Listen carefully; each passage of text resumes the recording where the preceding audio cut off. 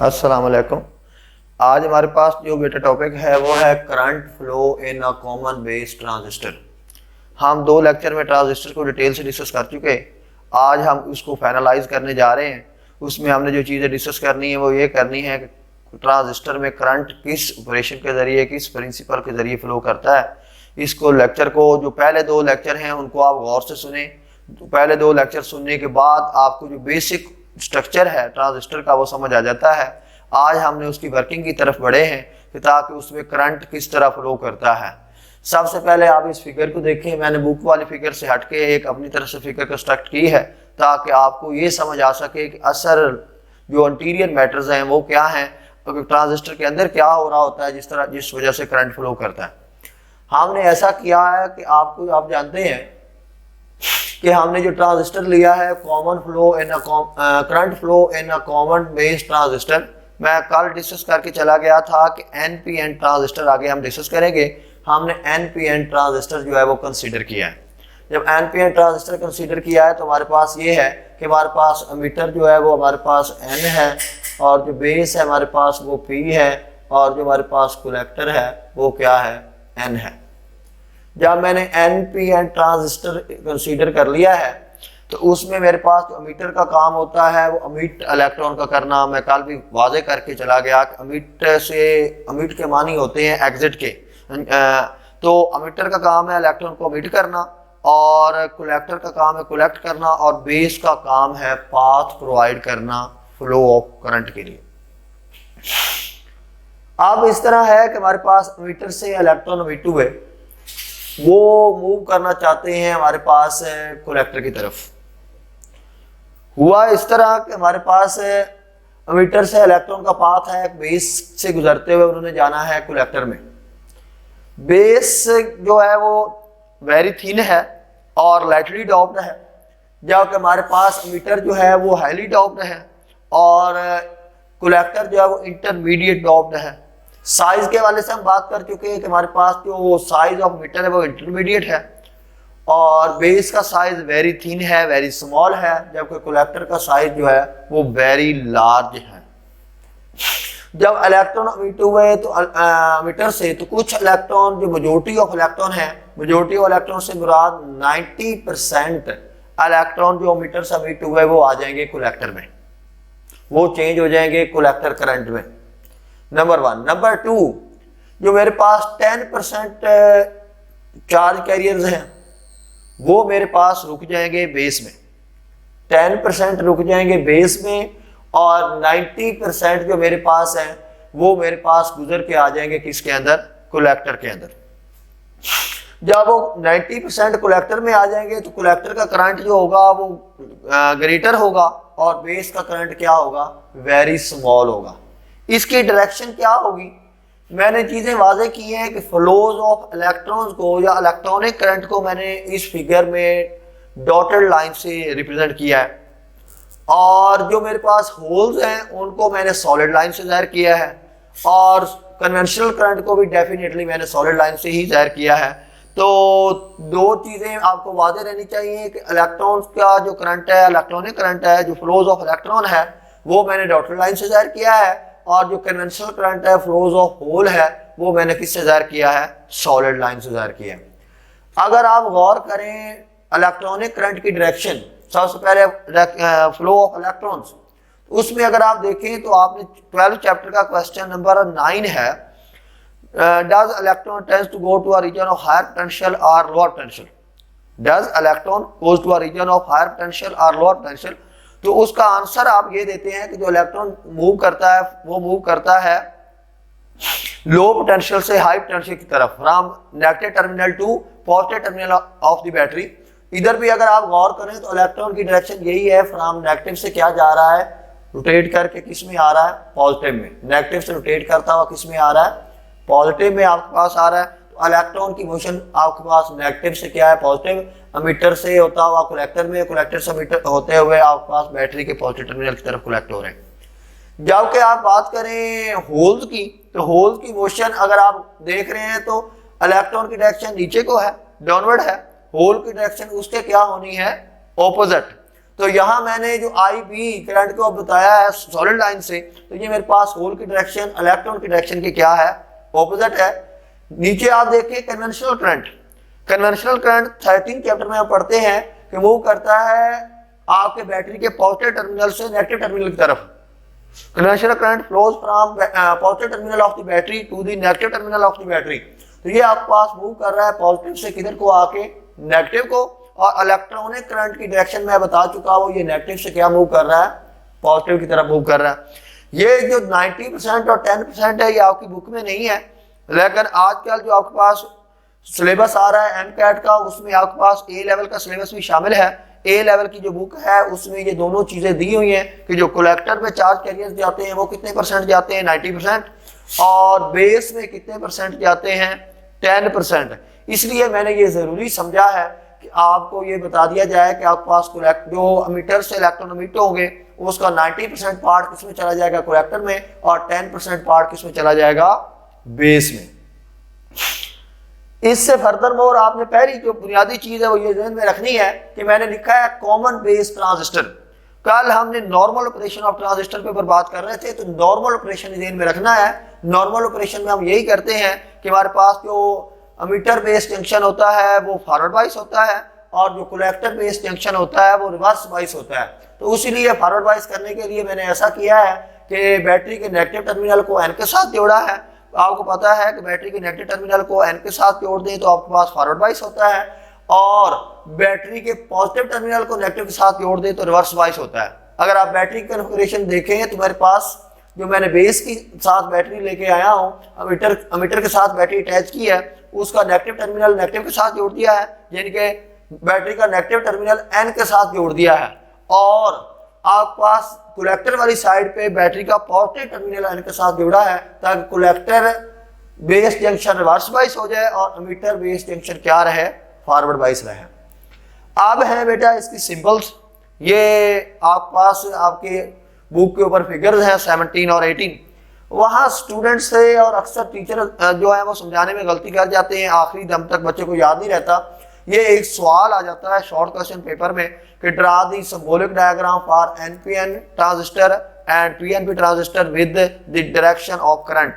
Current की direction को जाहिर करते हुए एनपीएन ट्रांजिस्टर और पीएनपी ट्रांजिस्टर की सिंबॉलिक डायग्राम ड्रा करें।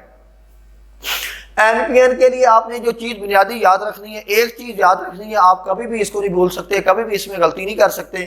आपका हमारी पूरी बुक ने वाजे कर दिया था कि 13 चैप्टर में राइटर ने वाजे कर दिया कि मैंने जो पूरी बुक के अंदर डायरेक्शन लेनी है वो कन्वेंशनल करंट की लेनी है। कन्वेंशनल करंट की डायरेक्शन होती है from positive terminal to negative terminal. अब आपने क्या किया कि आपने ये ध्यान में रखना है कि मेरे करंट की डायरेक्शन पॉजिटिव से क्या होगी, नेगेटिव। एनपीएन मेरा अमीटर नेगेटिव एन होगा और मेरा कलेक्टर भी एन होगा, और जो दरमियान वाला है बेस वो क्या होगा, पी होगा। अगर आप एनपीएन और वो मेरी बात याद रखें कि करंट की डायरेक्शन पॉजिटिव से नेगेटिव होनी है, तो ये मेरे पास बेस पॉजिटिव है, करंट की डायरेक्शन आपके पास पॉजिटिव से यानी कि बेस से पॉजिटिव से होते हुए क्या होगी, नेगेटिव की तरफ। करंट का जो फ्लो होगा वो पॉजिटिव से किधर को होगा, पॉजिटिव से जाते हुए किस साइड पे जाएगा, नेगेटिव को। तो मेरे पास एरो की डायरेक्शन हो जाएगी आपके पास अमीटर की तरफ। एरो एक ही लगाना है बेटा, इसलिए आपकी डायरेक्शन हो जाएगी पॉजिटिव से किधर को हो जाएगी, नेगेटिव को। एरो की डायरेक्शन आउटवर्ड होगी, अमीटर की तरफ होगी। आगे आ जाए बेटा पीएनपी। पीएनपी में आप देखते हैं तो अमीटर पॉजिटिव और एन बेस नेगेटिव, फिर आगे कलेक्टर क्या होगा, पॉजिटिव होगा। मैंने असूल यही दिया है कि पॉजिटिव से डायरेक्शन किधर को लगानी, नेगेटिव को, और एरो लगाना सिर्फ अमीटर से है क्योंकि इलेक्ट्रॉन ने जो अमिट होना है, जो डायरेक्शन शुरू करनी है करंट ने वो अमीटर से करनी है, तो इसलिए एरो लगाना अमीटर पे ही है। तो आपने पॉजिटिव अमीटर है और नेगेटिव क्या है, बेस, तो ये पॉजिटिव से एरो की डायरेक्शन किधर को आ गई, नेगेटिव की तरफ। तो अब आपकी डायरेक्शन जो एरो की होगी वो इनवर्ड होगी, बेस की तरफ होगी, ना कि बेस से आउटवर्ड होगी। आफ्टर दिस है इसका ऑपरेशन। ऑपरेशन में मैंने एक चीज वादे कर दी है कि 10% इलेक्ट्रॉन जो आपके पास होंगे वो आपके पास बेस में रुक जाएंगे और 90% किस में हो जाएंगे, कलेक्टर में। आप इसको जो बेस्ट समझ सकते हैं वो टैप से, आप टैप की एग्जांपल से समझ सकते हैं कि आपके पास एक ये टैप है, उस टैप पे मेरे पास ये टैंक है, ये मेरे पास वो जगह है जहां मैंने पानी को स्टोर करना है। ये मेरे पास दरअसल जो टैंक है ये काम कर रहा है एमीटर का। इसने पानी का ये सोर्स है टैंक, ये मेरे पास जो नल लगा हुआ है इसने उसको कंट्रोल करना है, उसकी मोशन, पानी की जो मोशन है, वाटर की जो मोशन है उसको क्या करना है, कंट्रोल करना है। और ये जो कलेक्टर है इसने आपके पास, या जो आपने डैम बनाया हुआ है या जो भी सोर्स बनाया हुआ है, वो आपके पास जो है इसको कलेक्ट करने के लिए रिजर्वा है और ये आपके पास सोर्स होगा। ये चीज आपके पास बेस है। तो आप इसको बेस्ट समझ सकते हैं कि मेरे पास मीटर का काम वो है जो टैंक का होता है, पानी को प्रोवाइड करना, वाटर को प्रोवाइड करना। आफ्टर दिस बेस का काम उसकी मोशन को कंट्रोल करना है, वाटर की मोशन को क्या करना है, कंट्रोल करना है। टैंक का काम वाटर को प्रोवाइड करना है और इस कलेक्टर का काम उस वाटर को क्या करना है, अब सेव करना है, रिजर्व करना है। अब आप इससे समझ सकते हैं कि बेस में फिर कितना करंट हो सकता है, वेरी स्मॉल। टोटल आपके पास 100 चार्ज हो तो उसमें से कितने परसेंट होगा, 10%। और चार्ज मीटर से जितने वेट हुए हैं वो 90% किसमें चले जाएंगे, कलेक्टर में। तो यही समझा जा सकता है कि जो टैंक है वो मीटर है, जो आप पास नल लगा हुआ है जिससे हम कंट्रोल कर रहे हैं वो हमारे पास क्या है, उसका बेस है, और जो कलेक्टर है वो कलेक्ट कर रहा है। आगे है हमारे पास फीचर्स ऑफ करंट। हमारे पास अगर आप गौर करें तो जो सोर्स है वो मीटर है, सारे के सारे इलेक्ट्रॉन मीटर कौन कर रहा है, मीटर। और वो जो मीटर है उसके जो करंट मीटर हो रहा है, चार्ज मीटर हो रहे हैं, वो दो हिस्सों में डिवाइड हो रहे हैं, एक बेस में और एक कलेक्टर में। इसलिए हम बेस को और कलेक्टर को क्या कर देते हैं, बेस करंट और कलेक्टर करंट को ऐड कर देते हैं। तुम्हारे पास किसका करंट आ जाता है, एमीटर का। एमीटर सोर्स है, वो सोर्स कैसे मिलेगा, जो जितने हिस्सों में करंट डिवाइड हुआ है दोनों को जमा कर दो, तुम्हारे पास सोर्स का करंट आ जाएगा, एमीटर का करंट आ जाएगा। नेक्स्ट है हमारे पास करंट गेन। करंट गेन को हम रिप्रेजेंट करते हैं बीटा से, और इससे हमारे एक एग्जांपल और एक न्यूमेरिकल सॉल्व होते हैं जो हर साल पेपर, बोर्ड के पेपर में आते हैं। इस चैप्टर के जो मोस्ट इंपोर्टेंट न्यूमेरिकल है वो दो ही हैं, और उन दोनों में ये फार्मूला लगता है। जो बीटा हमारे पास होता है वो रेशो होता है कलेक्टर करंट की और बेस करंट की। हमारे पास बीटा रेशो है कलेक्टर करंट की और बेस करंट की। और जो अल्फा है ये हमारे पास रेशो है कलेक्टर करंट की और एमीटर करंट की। हमारे पास बेस रेशो बनता है दो चीजों की, कलेक्टर करंट की और बेस, और अल्फा रेशो है कलेक्टर करंट और एमीटर करंट की। आगे value of B is very large of the order of hundreds. जो बीटा की वैल्यू होती है, या आपकी बुक में लिखा हुआ है कि वेरी लार्ज होती है और 100 के ऑर्डर में होती है, जो ऑब्जेक्टिव पॉइंट ऑफ व्यू से आपको ज़हन में रहना चाहिए। अल्फा और बीटा का जो रिलेशन है वो हमारी बुक में मेंशन नहीं है, लेकिन आप किसी भी एग्जाम में जाएंगे तो आपको ये इसको फेस करना पड़ सकता है। इस वजह से मैंने इसको ड्राइव भी कर सकता था, लेकिन वेरी शॉर्ट मैंने इसके फार्मूलाज लिख दिए हैं, आप अपनी बुक के साइड पे नोट कर लेना। Alpha is equal to beta over 1 plus beta. Beta निकालना चाहें तो अल्फा ओवर 1 माइनस अल्फा है। ये फार्मूलाज आपको ज़हन नशीन होने चाहिए। बाकी मैंने वाजे कर दिया था कि मेरे पास जो बीटा है वो आई सी और आई बी होता है, और जो अल्फा होता है वो आई सी और आई ए होता है। एमीटर करंट सबसे ज्यादा, क्योंकि एमीटर ने करंट को एमिट करना होता है, इलेक्ट्रॉन को एमिट करना होता है, और कलेक्टर करंट उससे कम और बेस करंट उससे कम।